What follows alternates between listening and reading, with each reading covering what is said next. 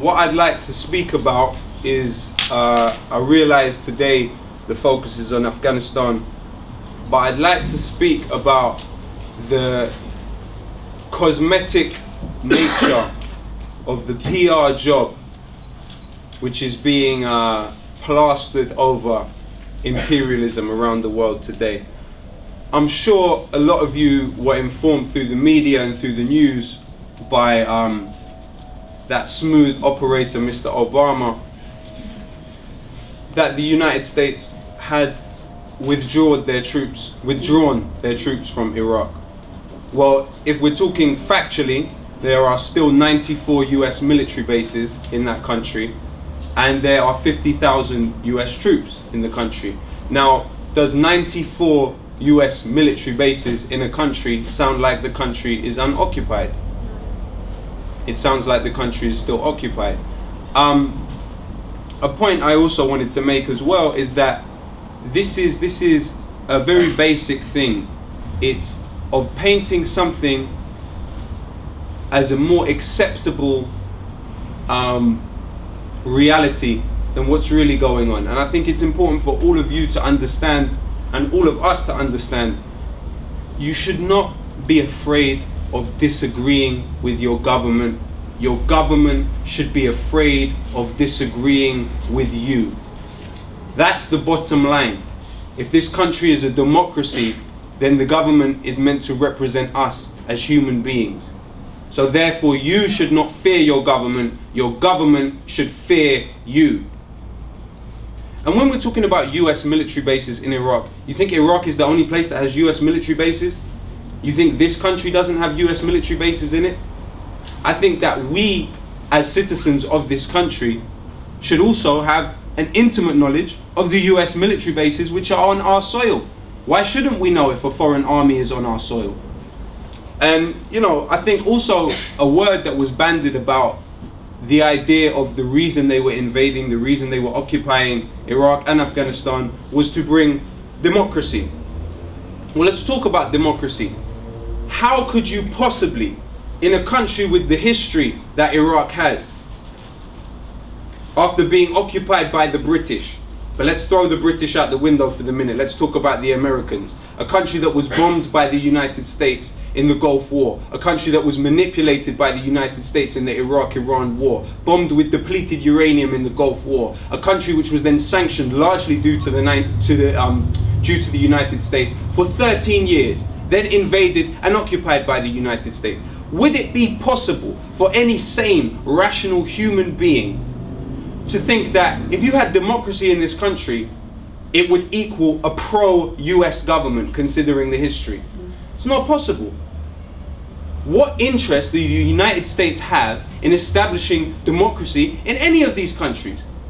How many pro-American governments would be left standing if there was democracy? It's a question any rational human being must ask. And you know, this supposed pullout, let's say they did pull out, let's believe what they say they did pull out. Did they leave a democratically elected government? No, they didn't. No, they didn't. They left the same, what they're calling a caretaker government, the same prime minister, the same president they'd had since 2005, who didn't win the election. What's really going on? Is this about democracy? Has it ever been about democracy? Because real democracy would not equal pro-American governments. It wouldn't. It wouldn't. And I can say that as someone that was born in England and raised here, and can see it from here, that it wouldn't deliver pro-American government. You know, a study recently came out that the effects of the depleted uranium and the white phosphorus on Fallujah are worse than the effects of the nuclear bombs and atomic bombs they dropped on Hiroshima and Nagasaki. Worse. How are you ever going to have a pro-American government in a place like that? They know where the bombs came from. And I think it's our failure. It's our failure as British citizens to have allowed our government to have sent an army which is meant to be representing us into other people's country, invaded and occupied them. It's like Jody said, is that ideology at its root which needs to be entirely discredited and entirely attacked. And the ideology is imperialism. And imperialism isn't just about flags. It's also about redrawing maps. And this is something that we need to think carefully about. If we look at the Middle East after the First World War, these countries that we talk about, Iraq, Palestine, these were countries and places that after the First World War, the British and the French carved up what was the Ottoman Empire and said, this is this, this is this, this is this, and this is this. They made those borders. They made those borders. And the people of the Middle East know it. While the average British citizen thinks, what do we have to do with that country? We have everything to do with that country. We are the reason that country is that country in the shape it is. Our government is anyway. They made that decision supposedly representing us. So that's a point to remember, is it's also about redrawing maps. And the vice president in the United States, another smooth operator by the name of Joe Biden, he had what he called the only way of delivering peace to Iraq was to separate it into 3 different states. Now, this is something that we have to think realistically about. He wasn't the vice president when he said this, but this is an idea that he actually put forward for peace. And this serves certain interests in the region and in the United States and in Britain. I'm rambling on a bit, but I'd like to also talk a bit about Palestine and the PR job which I feel is going on there. When this whole negotiations and peace process is rubbish, you have to look at who are the characters sitting there. Who are the characters sitting together? Now Abbas, the Palestinian Authority, what authority do they have? What authority do they have? They don't even have enough authority since Oslo to hold the illegal Israeli settlers on the West Bank, on Palestinian land, accountable to law. So not only are the settlers there illegally, all of those settlements are illegal. And this supposed freeze is a complete lie as well. I've been there and seen it myself. They also have Israeli military bases on the West Bank. And those military bases and the Israeli government and the Israeli army are completely guiding and protecting the settlers every single step of the way. People fresh from Britain, from the United States, from Europe, coming in buses with Israeli army behind them, Israeli army in front of them, Israeli army above them in planes.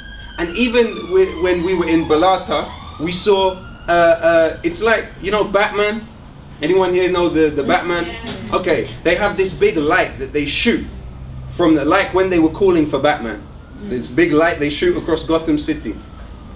They had a big light from a military base right above the camp, shooting across the city, looking at who was where and guiding the way for these settlers. So even though the Israeli government know the settlements are illegal and acknowledge that, they are guiding them every single step of the way. It's the further colonization and ethnic cleansing of this place. So if this supposed authority doesn't even have the authority to stop that, and this authority which has in fact this whole peace process malarkey, they've arrested over 700 people to keep it in place, to keep everything together. And if even in the West Bank you want to go and protest against Israeli soldiers, you are likely to have Palestinian police come between you and the Israeli soldiers.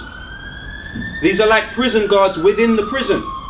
So these are not negotiations. This is not a peace process.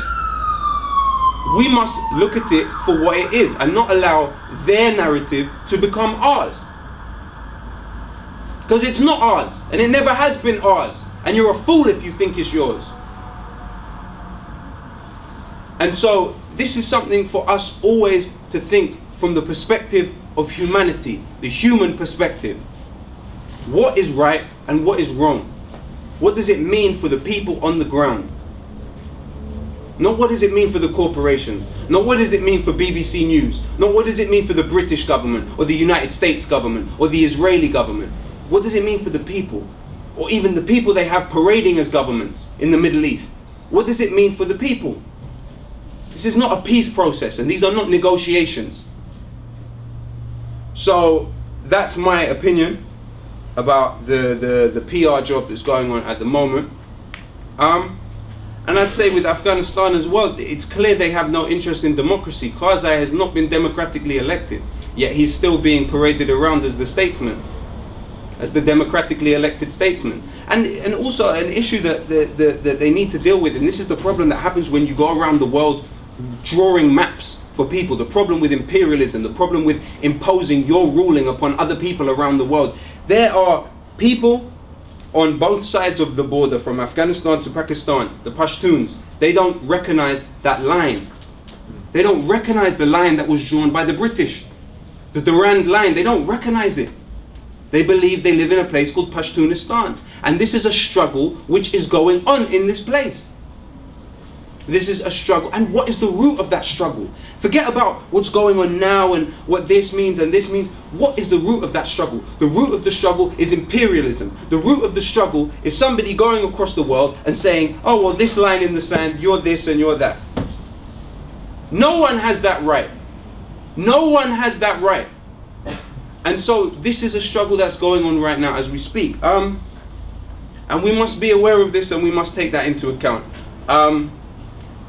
Thank you very much. I'd like to encourage everybody to get as involved as they can with Stop the War, because I think that for me, I don't see many movements which are pushing and going somewhere and directly engaging with the politics on all levels. And we must engage with the politics, not just look at it from the outside and say, oh, well, it doesn't involve me, it has nothing to do with me. We must engage with it at every single opportunity.